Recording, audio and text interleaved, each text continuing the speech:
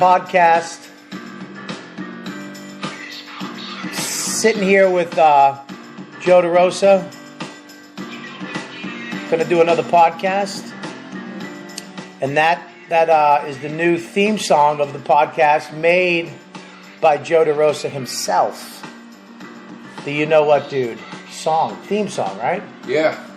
Joe DeRosa made that because he's multi-fucking-talented. And we're sitting in Joe's apartment. We're going to do a little podcast here. I'm about to go on the road for a month, so I want to get a couple of these in. I got Joe DeRosa, and I'm going to be doing Colin Quinn this week, too. And so, yeah, Joe, you wrote that song for me for my birthday. Yeah. Yeah. How do you make it play, like loop it, just in the background? Can you do that? I don't know how to do that on iTunes. I guess with this. Oh, right here, right there. Yeah, right there. Hit that, and then just hit play, and we'll bring it down. There we go. Let's just have that in the background. Okay. Oh, you stink. You really got me down, Joe, and I don't like it. Is that loud enough? Are they going to hear it? Yeah, it's just in the background. All right. So we're sitting here, dude. My new app came out. It's out. It's out, dude. Number one today on entertainment genre on iTunes. Oh, shit. Congrats. Yeah. Great. Just got fucking, I think it's in the top 100 apps. It's awesome. It's fucking pretty good, yeah. It's Great, fucking dude. great. So a lot of people are getting it. Everybody seems to like it. All the reviews are fucking great. It's awesome. And it's, I'm actually writing an article right now called The Death of the Website. Because the website, I mean, is really, do you have a website? Mm-hmm. Do you go to it? No. If you had an app on your phone, would you go to it? To my own website? If your own app. Yeah, I don't know. I guess so. Right? I don't know. What am I going to do on my own website? It's not a website, it's an app. Yeah, what would I do? I mean, I would go to it to update things, but Yeah, I yeah. wouldn't go look at my That's own what I'm app. saying. No, that's what you do. Yeah. That's what you do. I'm not saying to go just look at your shit that you know is up there. But with your website, you go there and you update shit and put stuff up there. Yeah. The fucking website is dead. It's fucking dead. I mean, it's like the cassette tape of the internet. I mean, 10 years ago, I had one of the first websites out there. Believe it or not, even before Dane Cook, I had a website. Right. I actually made my own website on AOL. I did my own FTP space. It was just a photo with a bio, a shitty bio that I wrote, and then a guest book where people could leave comments. All right. And I would read the guest books. And literally, other comics got on the guest book. Burr, Norton, Keith Robinson, Dane. But under fucking aliases. And they trashed each other. They just made fun of each other.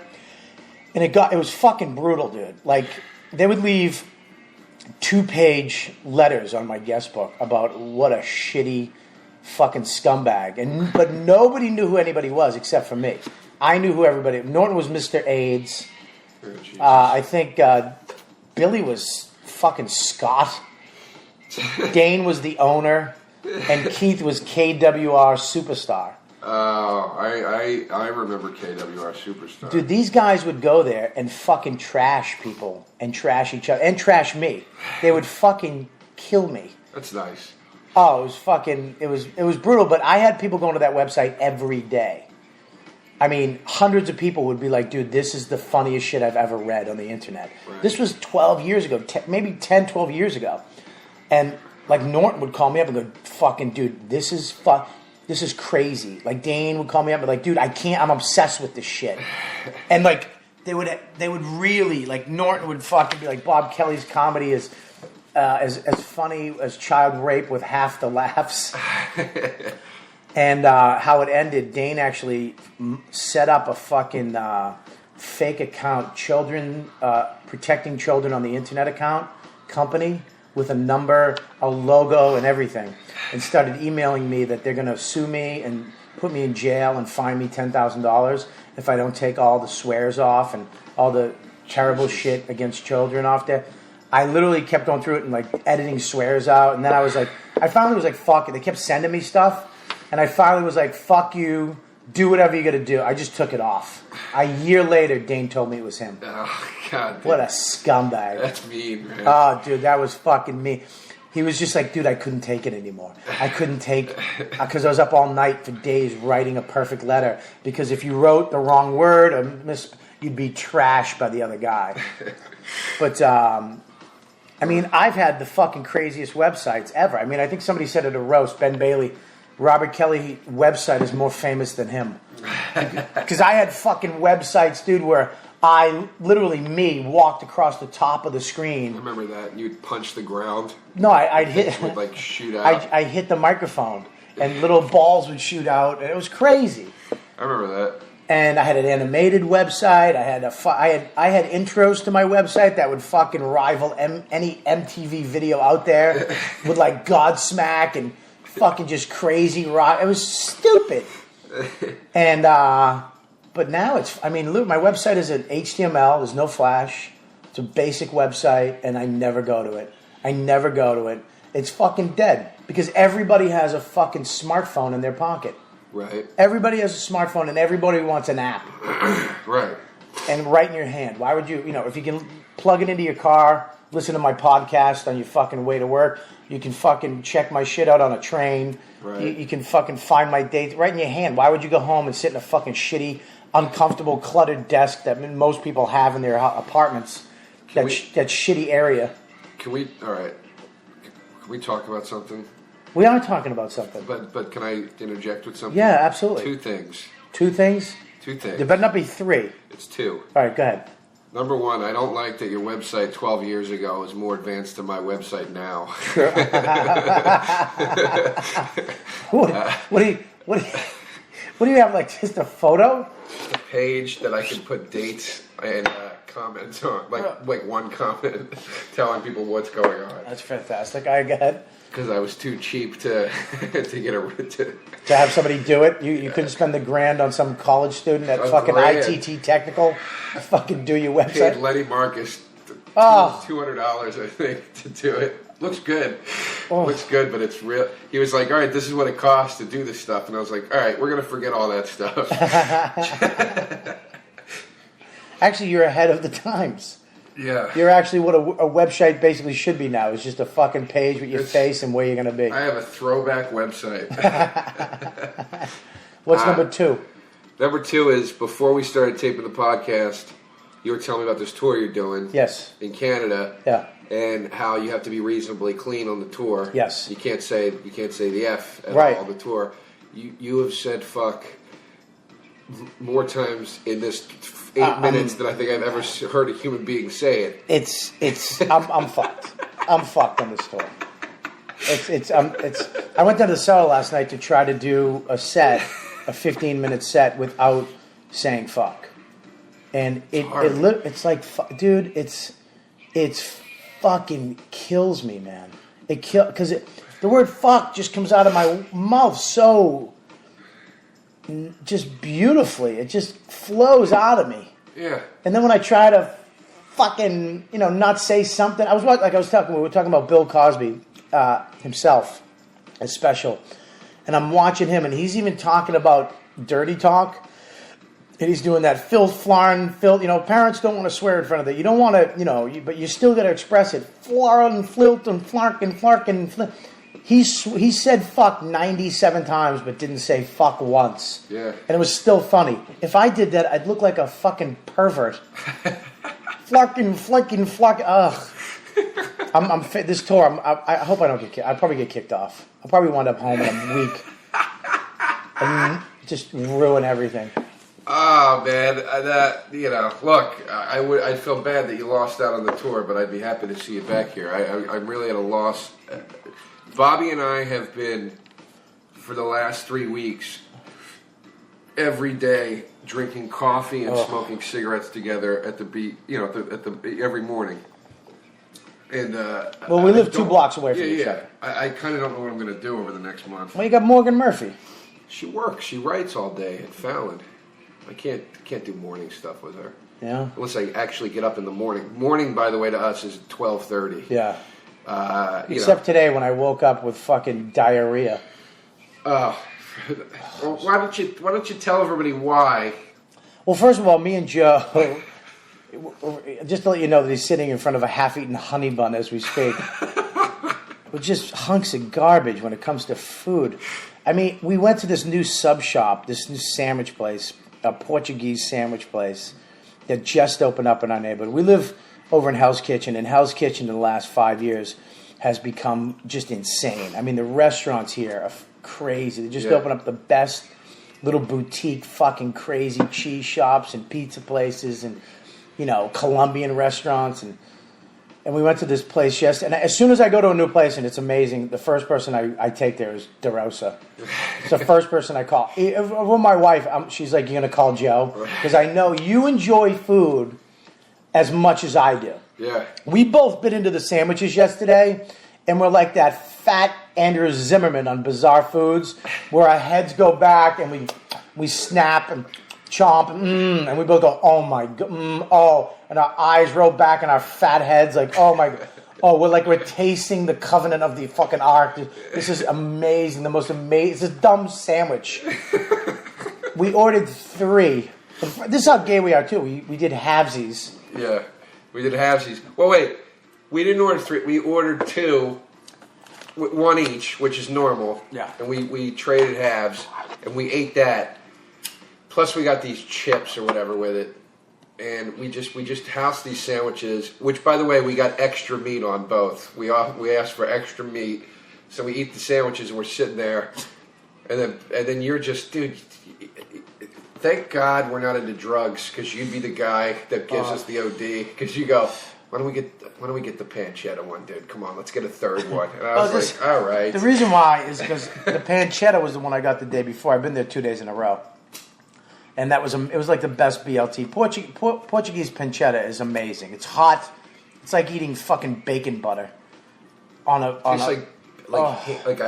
if bacon was ham. That's what it tastes like. I think it is ham.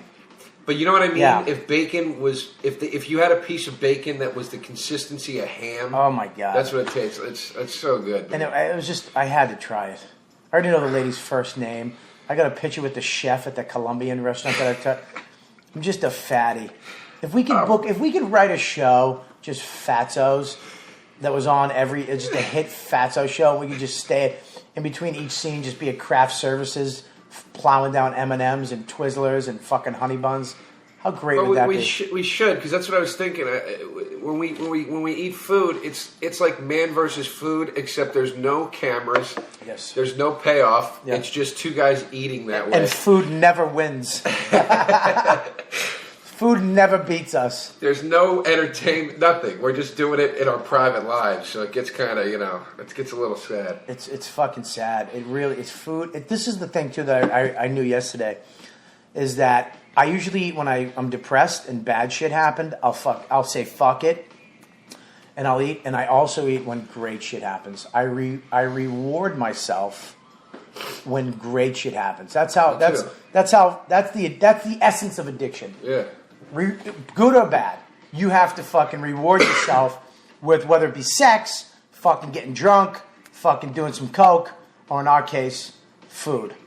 Just fucking food. I really am, dude. A friend of mine said to me a couple months back, he was like, dude, he goes, food really is your drug. I was staying with him in Atlanta. Oh. We were working on some stuff together, and like the third day in, he goes, dude, food's really your drug, man. He's like, you really get like excited about it. You like plan around it. Like, it's clearly like an activity and a reward to you. Like, he wasn't saying it to be mean. No, he was it's just fucking saying, absolutely true. There's nothing like DeRosa coming over my house for dinner, because you always bring some like fucking sopressata, some cheese, olives. You'll go to the like a unique cheese shop and just get the best shit, bring it over, and then you slice it up perfectly, you put it on a plate, and then we sit. Oh, it's great. Norton or somebody comes over, they just bring their fucking shitty torso and sit down and wait for my wife to feed them. It's funny when we do the holidays in my family. That's always my job. Is like, everybody does something to contribute. My job is always hors d'oeuvres. Right. So I get cheese and pepperoni and all that, vegetables, dip, all that shit. And there have definitely been a couple times where, I've done this a bunch, so I know what people aren't going to eat. Yeah. There's been a couple times where I get a huge hors d'oeuvre, and I know I'm the only one that's going to eat it. It's like, no one else is like that. Russ Maneve. He's a food. I mean, he's shredded now. I think he eats like 1,200 calories a day, 6 days a week. And then on that 7th day, he goes ballistic. Morgan Murphy we went to the Yankees game. Right. Morgan works at NBC. She writes for Fallon. So somehow, some way, she literally got Lorne Michaels' seats. Yeah. He couldn't go. Somehow she got the tickets. She's like, dude, we're going to see the Yankees. We're sitting behind home plate. And there's a multi-level restaurant in Yankee Stadium that people with these seats get to go to. So we're like, all right. We walk in. Maneve goes with us. We walk in. There's literally lobster, steak, sushi stations, shrimp, crab legs. Oh. First thing, me and Maneve were like, forget the game. Like, let's eat. Yeah, fuck the game. We sit down, dude. I was eating lobster tails and steak, shrimp and crab legs. Then I go up and get a platter of sushi. Russ gets a platter of sushi. Then he goes up and gets crab legs and shit. We walk outside. He goes, oh, man, I'm tired. Are you tired? It's got to be the heat. And I was like, yeah, Russ, do you think it's the heat? Do you think it's that we just ate dinner twice at 12 o'clock in the afternoon? Dude, we ate so much, man. Dude, I went to DePaulo's barbecue with him. This is how psycho he is. He went to a bakery and got some of the best baked good items ever. Eclairs and just chocolate brownie, German fucking cake, lobster tails, which is like this fluffy pastry with cream filling and nuts. He got them all, okay? Probably $30 worth of pastries. Put them in his backpack, okay? So the pastries would actually fall on top of themselves. It was like 90 degrees out. They melted together. He brought them into the party. It was a mess. He opened the box. It was just disgusting. Everything was mixed into everything. Nobody wanted anything to do with it, okay? I go into the kitchen I had to go to the bathroom, so I walk in the kitchen. I see him with his bare hand, reaching into this fucking mush pie and eating all the pastries. And I called him on, like, dude, you need help. He's like, I know, I'm fucked. He's got chocolate all over his mouth. He's alone at a barbecue in someone else's kitchen, eating the pastries that he brought that nobody else eat. I left. I come back, I peek around the corner.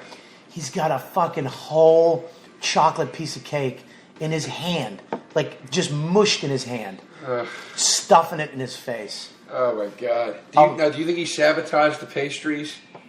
Absolutely. You don't put a fucking box of pastries. You have to carry pastries like it's a fucking kidney.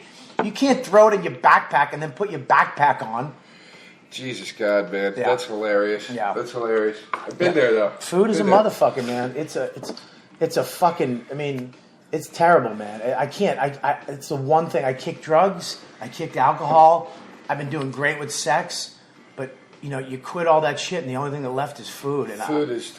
Last night after we ate, I went home late night and had Chinese food, and then Dawn didn't finish her pad thai. I fucking finished her pad thai. And then I ate a truffle. Dude, I'm talking about a night I had that just laid it all out. Like, this is your life. These are your flaws. Years ago, me and this guy, Craig Baldo, who's a comic, and he's a buddy of mine, we're out at Comics. And we do the show, and we meet these two chicks. And we start drinking with these chicks. And we get bombed with these chicks. So I'm like, let's all go back to my place. We bring the chicks back here. Yeah. He's on the recliner, making out with one of them. I'm on the couch making out with the other one. The recliner breaks because him and this chick are like rolling around on it. The chicks get up, they go, we gotta leave. They leave. Me and him are just sitting here like just whacked. I go, you hungry, dude? He's like, yeah. I go, I got Chinese food, dude. I pulled out all this leftover Chinese food. We didn't even put it in plates or anything. We laid it on the counter, and we were just eating it with our hands, drunk, fucking rice and shit falling all over the place. And he's eating it, and he goes, he's dead serious. He goes, what a tasty treat. Dude, I was just like, I gotta get my life together. What am I doing? Dude, I had a lady at Wawa in the middle of Pennsylvania. You know what Wawa is? Dude, you kidding me, dude? I live on it when I go home. That's my shit. I had a lady at Wawa at 3 a.m. stop me and give me a talking to because I had around $30 worth of meat in a cup. Because I was on this no carb thing, so I just got the meat, like meatballs and the turkey, anything meat. I had her put in a cup. I'm walking out. She goes, "Sir, can I talk to you?" I go, "Yeah, what's up?" She goes, "Are you on like a diet or something?" And I go, "Yeah." She goes, "Do you understand how much meat you have? Like, that's not good for your heart." Like, but she's like, "I've had a heart attack and I had to lose weight. This is bad for you, sir. You shouldn't." Like, she was trying to talk me out of. It's hilarious. Dude, I just said, fuck it. I went back to my shitty hotel with a fucking spork and ate it all. And then the next day, I was at another college. I went out at 11, got Chinese food, and ate Chinese food off of my belly. My fats. I put a towel over my stomach. And dude, I've been in so many fucked up. It's terrible. It's a fucking drug, man. It's a drug. Dude, it's like weird. I have that bit in my act about like how food is a drug, and I try to give scenarios, but people don't get it. Like, there's still people, like fat people you can see, or people with weight problems or whatever. And I'm not talking obese. I'm talking that fat that just hangs over your belly, the uncomfortable, insecure fat that you just can't get rid of because you're stuffing your face. Right. You know, and you can still see these certain people just don't get it. They just don't get it. They don't understand. Fat in America kills more people than fucking drugs and alcohol. Yeah. I mean, you go to Europe, you get a Coke, it's like this little bitty Coke. You go to get a cup of coffee, it's a small cup of coffee, but it's the best cup of coffee you've ever had. Yeah. You go to America, it's the shittiest coffee ever, but it's in a gallon container. Yeah. Everything is fucking huge and big here. We're fucked, dude. That's that movie. What was the movie? WALL-E, where humans just got so fat that they had chairs. I didn't see WALL-E. Dude, the movie was based on this little robot. Fuck all that. Humans got so fat and disgusting that they just lied down all the time in chairs that floated around. I was like, I want that. I want a float around chair. Oh my god. I was lying on the couch literally all day for 2 days, just depressed, lying there and just moving my head. I didn't move. And Dawn was like, "What the fuck are you doing?" I was like, "I'm practicing to be 1,000 pounds." Dude, you want to know what's embarrassing? All right, so there's me and my buddy Chip. We do this too. When I go home, we just, that's all we do. That's our activity. It's like we eat. Yeah. So 2 times. One time we went to Carnegie Deli. Oof. He went into the bathroom. I ordered so much food that we were going to take it back here to eat it. I swear to God, and the guy wasn't trying to be funny. He goes, "What is there, about 5 of you right now?" And I go, "No." And he goes, 4? "No." 3? 2. There's 2 of us. Yeah. The guy goes, "Jesus." Yeah.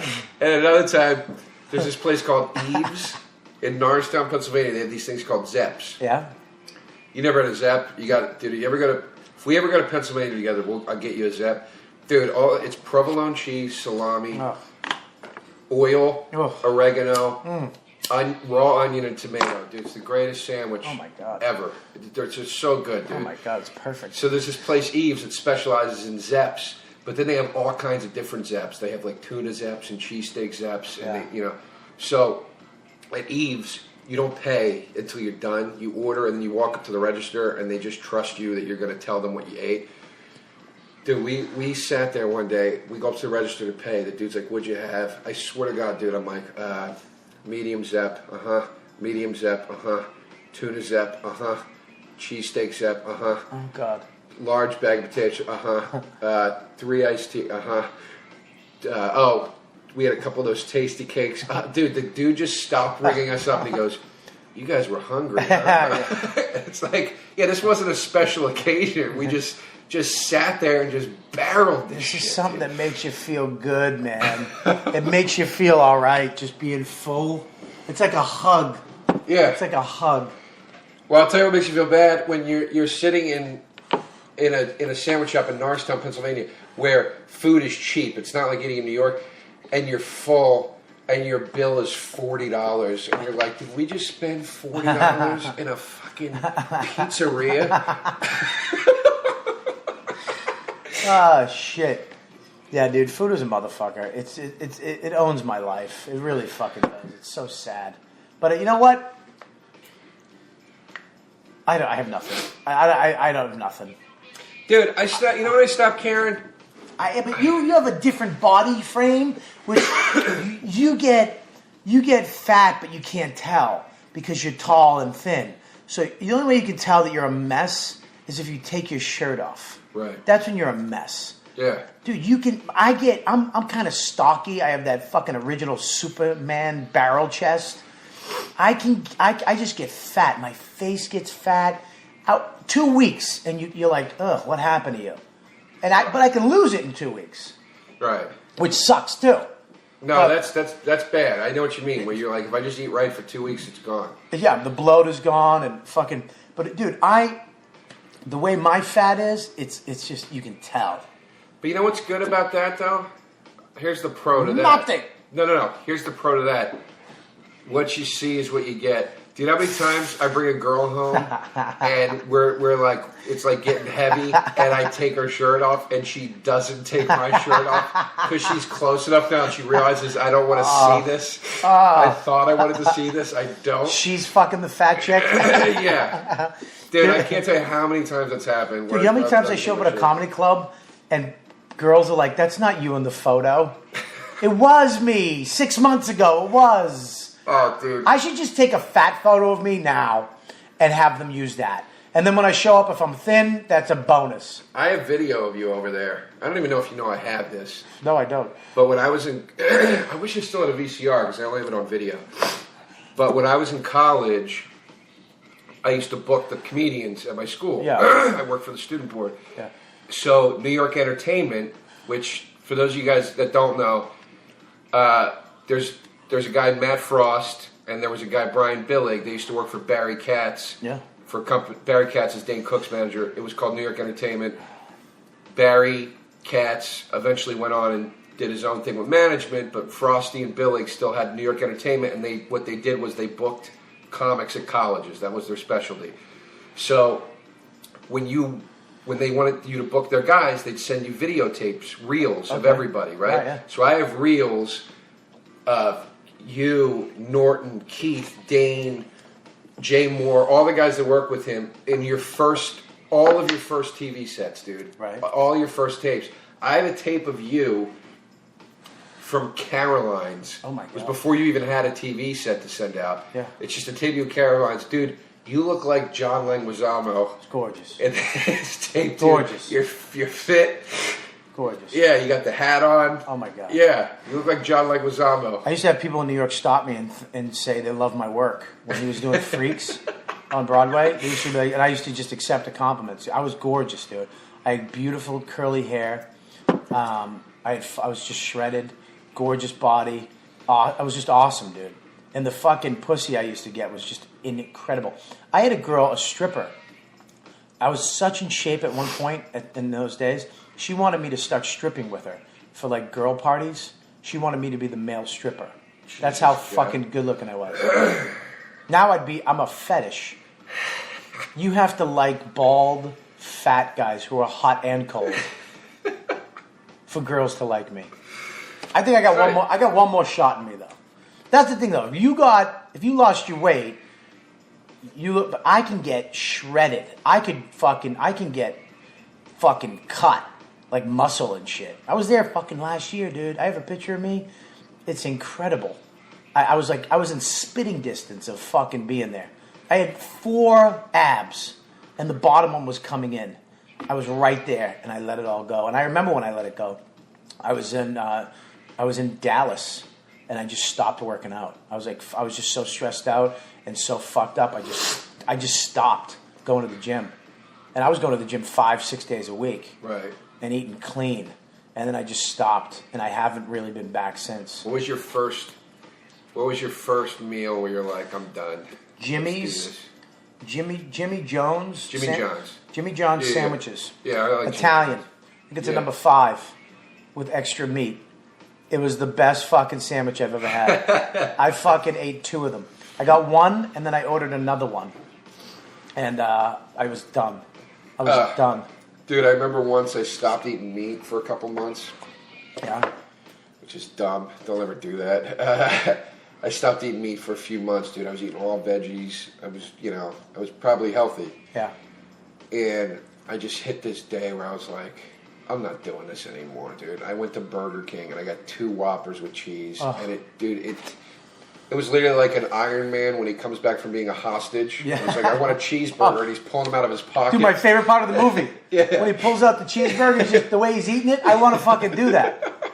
It was my God, dude. It was a mess.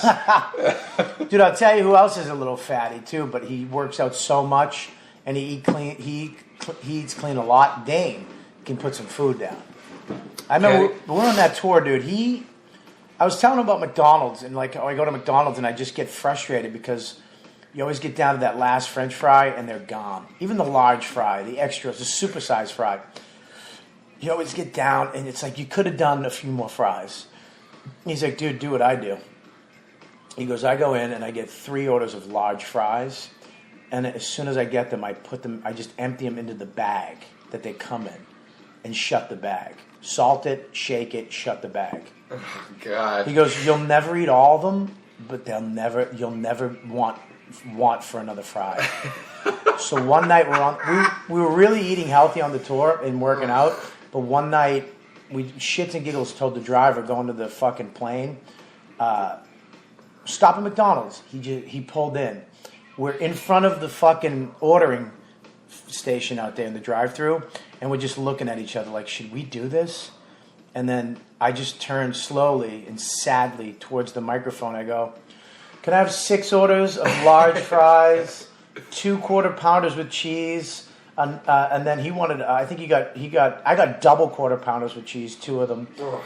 We got 2 sundaes and 2 shakes. Oh, my God. We were on the plane, just me and him on a fucking G5. Just me and him lying down, watching, I think it was Terminator 2, eating. It was one of the best experiences I've ever had. Up there with the best twosome I've had with broads, the best head. I mean, up there with that excitement. And the fries never ended, dude. I didn't finish them, but it was the most beautiful thing I've ever done. I love, too, the level of white trash you guys brought onto the fanciest plane in the world. Like, you're the classiest plane you could be on, dude, and you're like, nah, we're doing this old school. Dude, we could have literally anything we wanted. We could have anything, prime rib. Whatever you wanted, you just told the guy during the day when the plane dropped you off, this is what we want for dinner on the flight tonight. You could have anything. And it was pretty much like Chick-fil-A. I remember one day, you ever have Chick-fil-A? Dude. Chick-fil-A is the fucking best. This is how much I love food. I get angry, because I grew up in Pennsylvania. Yeah. I get angry that they don't have Chick-fil-A and Wawa in New York. They have Chick-fil-A at NYU. I heard it stinks, though. I heard there's only one that stinks. There's another one in Paramus, 30 minutes away in the Paramus Mall. And you know how I know that? I rented a car one night. $68. And I drove there. I drove to the mall and got Chick-fil-A and brought it home. Oh, my God. I drove around 20 minutes looking for a parking spot. Here's a Chick-fil-A fact for you that you might not know. They're a Christian or Catholic-owned company, so they're closed on Sunday. Yeah. The food court in the mall where I grew up had a Chick-fil-A. Do you know how many times I've been standing in that food court and the gate is down in front of only the Chick-fil-A on a Sunday, and I was literally screaming and cursing because I would forget. Do you know how good you have to be to close on a Sunday in a mall? There's 2 days in the weekend that people definitely go to the mall. Saturday and Sunday. And Chick-fil-A is so ballsy, so fucking good. They know, you know what? We're going to go pray. Yeah. Fuck you. Yeah, that's what they did. God. Dude, I met a guy after a show that owned a Chick-fil-A, or owns. Yeah. Gave me his card. He goes, dude, you ever in Virginia? Come by. We'll take. I was like, dude, I don't need to know that. Yeah. Man. Like, don't. Yeah. Just the go. Waffle just fries, walk away. the chicken McNuggets with the Polynesian sauce. Dude, I did a college this year. We get there. It's me, Pete Holmes, and Amy Schumer, right? And we get there, and the guy goes, the student body guy goes, you guys hungry? We're like, yeah. What do you got? He goes, oh, there's a food court over there. We go, what's in the food? You know, you're just waiting for this shit. Right, yeah. He goes, there's a Chick-fil-A, and we go, shut up, dude. Are you serious? So Pete and Amy were like, well, we don't know if we want Chick-fil-A. I go, guys, take us to the Chick-fil-A. What can we get? He goes, whatever you want. It's on us. Dude, I got boxes and boxes of those nuggets. We sat there. I was the only one eating them. Like, are you guys sure you don't want them? They're like, nah, we're trying to eat right. They had one each. They're like, go get some more of these fucking nuggets right now. Dude, we had the whole spread of sauces out. Dude, those nuggets are so good. On that fucking tour one day, I just brought up Chick-fil-A. Dane had his fucking assistant go out and bring back 20 Chick-fil-A sandwiches, 20 fucking boxes of nuggets, 20 waffle fries, and around 150 dipping sauce Polynesian. We sat in the dressing room before the show. I remember this Richard, this fucking guy, friend of mine, friend of Dane's, gay guy in LA, never had a Chick-fil-A sandwich. I remember seeing him, he was Indian style on the floor, mayonnaise all around his little greasy lips, on his 5th Chick-fil-A sandwich. This is wonderful. I've never had a sandwich like this. Dude, it's so good. It was the most beautiful, grossest thing I've ever seen in my life. Hold on, 2 things, but remind me. I don't like that you always have 2 things. Because I got my head's going here. All right, you got go me ahead. on my thing here. All right, good. 2 things, actually. Just remind me, just taste. Just remind me, just say taste. Taste. All right? Go ahead. Not now. I want to say this other thing first because it's All right, more pertinent. I had a buddy in college. You know, Chick-fil-A's got catering platters. Yeah. You go in, you spend $30, you get a tray of nuggets and shit. My buddy in college, you want to talk about a fatso, dude? We should hang out with this guy when he comes to town. He used to get the catering platter from Chick-fil-A just for himself. And he goes, dude, he would get it and put it in his fridge. And he'd go, yeah, I like it, man. You know, he's like, I walk by the fridge, I reach in, I get a couple of nuggets. And he would just do that throughout the day as a treat for himself. The other thing he does, he did 2 other things he does. He would get a meat lover's pizza at Pizza Hut, put it in the back seat of his car. He's hooked on Diet Coke. He gets the literally, you know, the liter, jumbo thing at 7-Eleven? Yeah. He gets that, fills it with Diet Coke. He straps... Diet, which is... Yeah. I don't know why fat people love Diet. I know. He straps it into the passenger seat when he's... I swear to God, when he's driving around, and he reaches back and pulls pizza slices out of the back seat, right? Fucking fatso. The other thing he does is he goes to Burger King and he goes to the dollar menu and he gets like 3 chicken sandwiches, 3 cheeseburgers. He gets like 10 things from the dollar menu. Yeah. He puts them in a sack and he mixes them up in the sack. And then he'll go to a movie and he goes, it's great, dude. I just sit there, I reach in, it's like a goodie bag. What the fuck? What a fat fuck. He goes, you don't know what you're pulling out? And he's tried to convince me to do this with him a couple times. And I'm like, it's just too dark, dude. I can't go there with you. Fucking, oh, God, do I love this guy. Yeah, his name's John Horowitz. Oh, that's good. Fucking, now everybody's going to fucking find him and email his Facebook. You fat cunt. What's the taste thing? This is what people don't get about the way we are with this stuff. Okay, yeah. Right? It's taste.